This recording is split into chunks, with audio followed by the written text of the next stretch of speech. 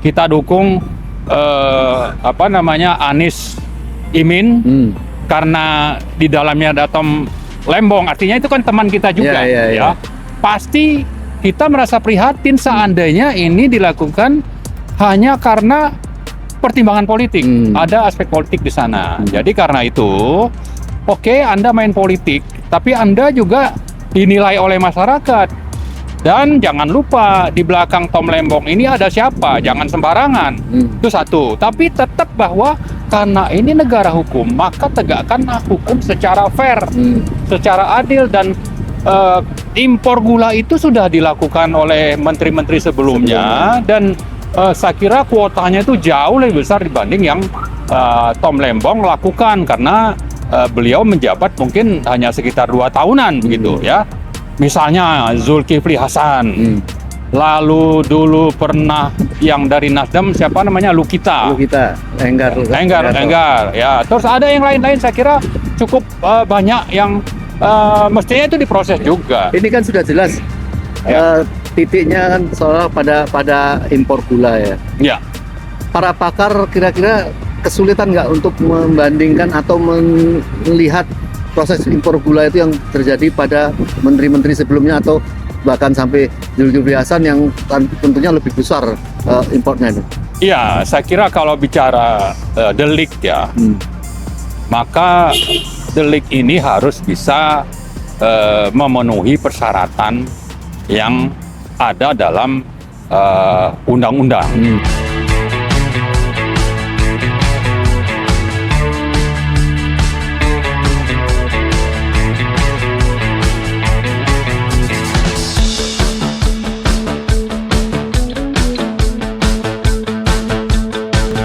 Assalamualaikum warahmatullahi wabarakatuh. Alhamdulillah kita sudah selesai dari KPK. Kita tahu tadi para pendekar, para tokoh melaporkan ke KPK. Ada Bang Said Didu, Refli Harun, ada Pak Prof Antoni, ada Pak Marwan Batubara, ada Eros Jarot. Dan yang menarik, ada 2 yang mantan jebolan dari KPK juga, Pak Abraham Samad dan Saud Situmorang. Tentu Pak Marwan akan melaporkan tentang hal-hal yang terpenting dilaporkan. Tetapi sebelum ke situ, sekarang ini yang sedang menarik itu adalah penangkapan Tom Lembong. Ya. Tom Lembong ditangkap dan langsung diperiksa, jadi tersangka. Yang menarik itu bukan orang prihatin terhadap penangkapannya, tetapi banyak orang bergembira dari sisi, wah ini genderang kurang mau dibuka ini. Berani-beraninya membuka Tom Lembong. Padahal sederet menteri perdagangan yang melakukan hal yang sama, yang kasusnya mungkin berat-berat, kok Tom Lembong yang mungkin yang sebentar dia menjabat, kok yang dijadikan tersangka. Ini cerita sangat menarik dan kita mohon keterangan dari Pak Marwan terkait dengan ini, dan tentunya dilanjut tadi dengan hal-hal yang terpenting harus dilaporkan tadi. Pak Marwan. Ya, makasih Om Lim. Assalamualaikum warahmatullahi wabarakatuh. Alhamdulillahirrahmanirrahim. Allahumma sholli ala sayyidina Muhammad. Ya, jadi saya kira kalau kita bicara kasus Tom Lembong, seandainya proses hukumnya itu memang secara objektif ada delik yang pantas untuk dijadikan dasar bahwa dia harus diproses, artinya hukum ditegakkan, saya kira kita tidak masalah. Ya, rakyat pasti setuju. Tapi kalau ini lebih berat kepada pertimbangan politik, maka ini kita harus protes keras. Ya, yang jelas tadi koruptor harus dibasmi, siapapun itu. Seandainya itu juga teman kita atau orang yang memang satu visi dengan kita pada saat Pilpres misalnya, kita dukung Anies Imin karena di dalamnya ada Tom Lembong, artinya itu kan teman kita juga, ya.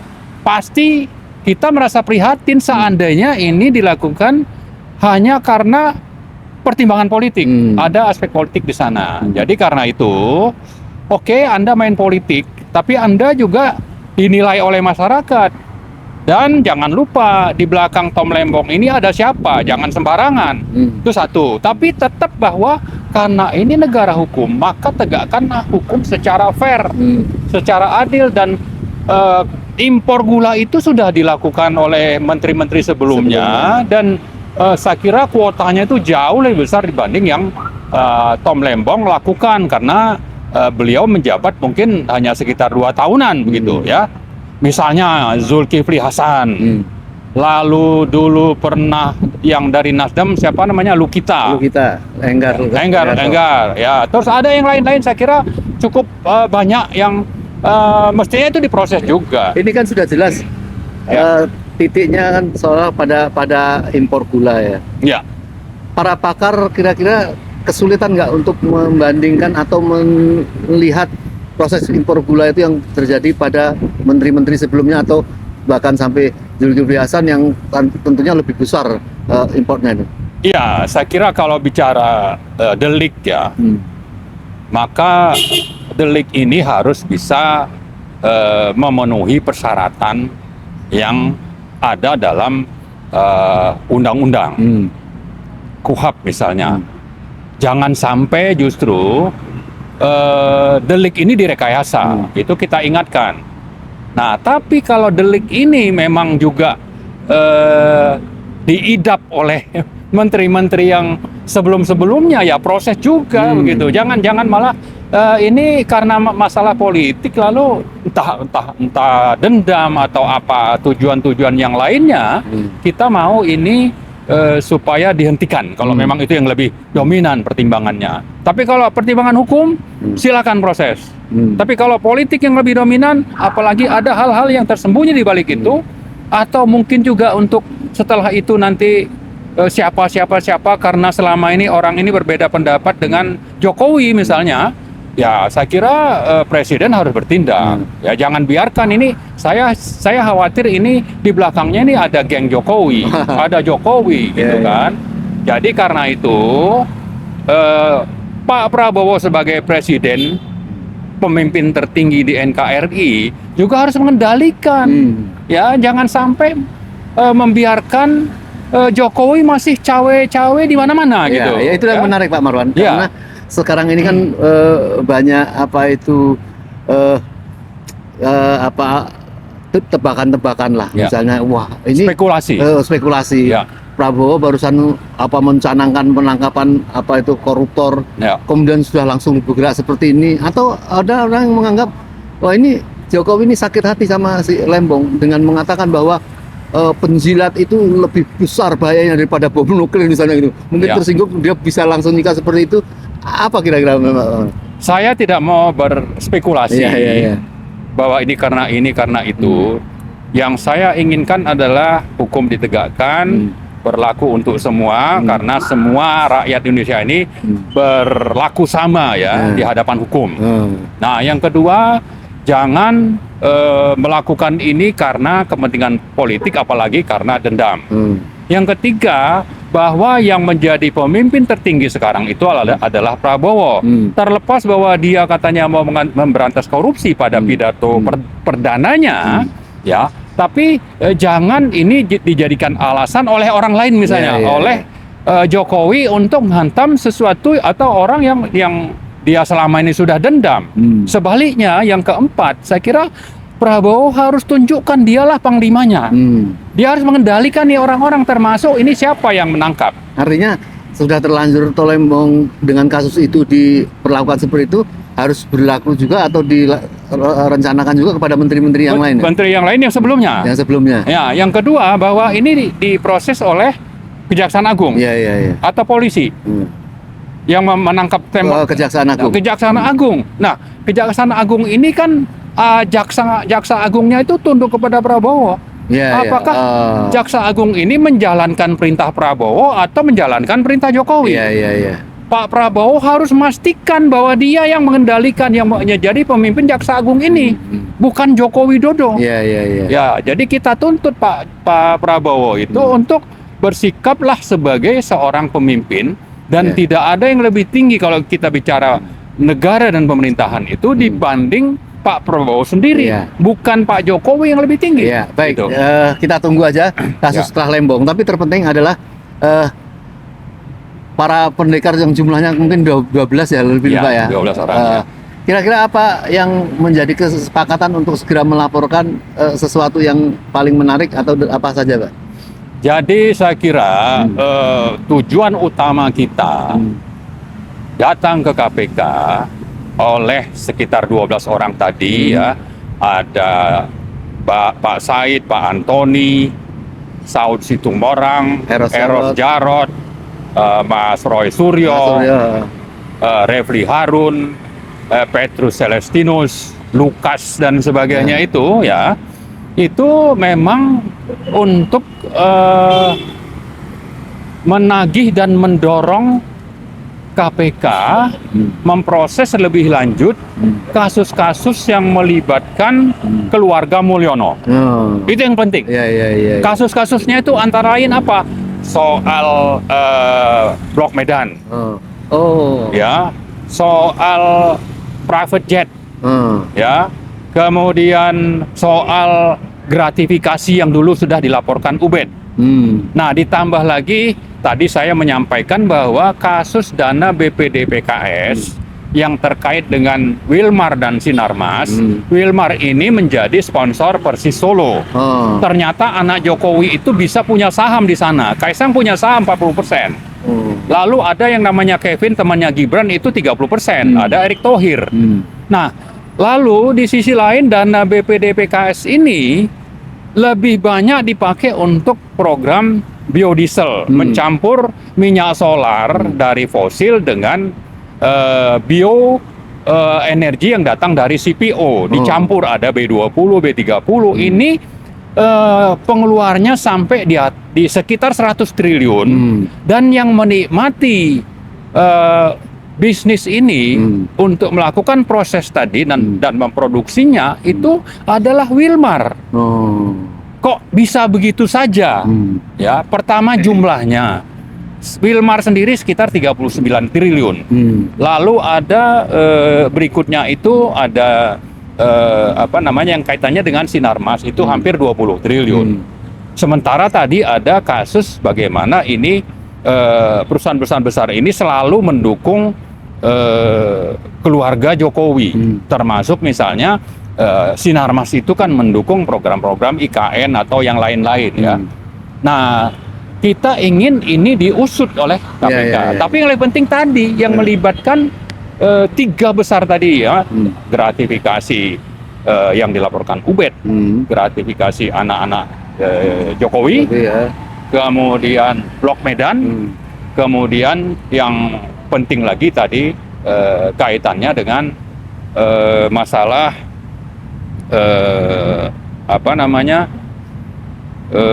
sawit itu ya. Nah, saya kira dengan mengingatkan KPK, kita mendapat respon yang cukup positif. Meskipun waktunya tinggal 2 bulan posisi mereka itu, ada indikasi dari pimpinan KPK yang menerima kita itu bahwa mereka akan melanjutkan. Nah, yang tadi menerima kita itu adalah PLT pimpinan KPK yaitu Pak Nawawi, kemudian Pak Alexander Marwata. Apakah pelaporan itu sudah bentuk dalam laporan-laporan tertulis atau baru menyampaikan judul-judul atau seperti apa, Pak? Karena kasus yang saya sebut tadi 3 itu memang pernah dilaporkan dan konon ini juga sebetulnya data yang mereka miliki itu sudah cukup lengkap, tapi mungkin ada intervensi dari dari penguasa, ya saya kira penguasanya itu ya jelas Jokowi lah. Ya. Ini kok tidak berlanjut, ya mereka mungkin saja sudah ada yang dipanggil diperingatkan untuk tidak melanjutkan. Nah, tapi dengan kita datang ini sebetulnya bersamaan dengan pidato perdananya Pak Jokowi, Pak Prabowo, maka itu yang saya sebut bahwa kita punya harapan bahwa dugaan korupsi keluarga Mulyono ini punya potensi sangat besar untuk diproses lebih lanjut. Jadi kita berharap atau berharap pada Prabowo dua-duanya itu, atau mendorong untuk segera melakukan pengusahan apa yang dilakukan. Melanjutkan proses hukum. Kita datang, kita mendorong, kita berharap untuk bisa segera dilanjutkan dan responnya itu cukup positif. Tapi seandainya pun dalam waktu 2 bulan ini mereka tidak bisa menuntaskan, karena ada komitmen tadi ingin menuntaskan, maka kepada pemimpin KPK yang nanti akan berganti di bulan Desember, ini kan tidak bisa untuk berdalih atau menutup kasus ini, karena pimpinan lama sudah komited dan katanya bukti-bukti yang dimiliki itu sudah lebih dari cukup gitu. Jadi jadi saya ingatkan lagi, ada 3 besarnya itu tadi: gratifikasi anak Jokowi, kemudian dari sejumlah konglomerat, kemudian private jet, kemudian Blok Medan. Itu 3 besar. Ditambah nanti kasus yang terkait dengan dana sawit yang melibatkan Wilmar Sinarmas dan terutama itu adalah Kaisang dan Erick Thohir. Ya, baik. Terakhir, apakah serbuan dari para tokoh ini tadi ya, para pejuang ini tadi, karena didahului dengan penangkapan Tom Lembong, atau kebetulan saja waktunya? Saya kira kebetulan saja, karena kita memang sudah meniatkan, tertrigger oleh pidato Pak Prabowo sendiri, bahwa dia akan berantas korupsi. Apalagi kita kaitkan dengan dulu pernyataan almarhum ayahandanya Pak Prabowo, bahwa korupsi di Indonesia itu kalau bicara APBN, dana APBN itu nilainya malah sekitar 30% atau lebih. Ya kan, ini kan lalu digabung dengan pidato perdana. Maka di samping bahwa kita ingin mendorong Pak Prabowo melakukan pemberantasan korupsi, lalu sikap ini harus ditunjukkan tidak pandang bulu. Jangan sampai karena keluarga Jokowi dia tidak mau melanjutkan. Ya kan? Lalu kita juga mau bukan cuma keluarga Mulyono, tapi banyak menteri-menteri yang terindikasi korupsi. Misalnya Erlangga Hartarto, ketua Golkar, yang karena ada sprindik dipaksa mundur dari posisi sebagai ketua Golkar. Sprindik ini kalau bicara penegakan hukum yang sudah dipegang oleh Jaksa Agung, mestinya kan dilanjutkan untuk orangnya dipanggil jadi tersangka, diproses.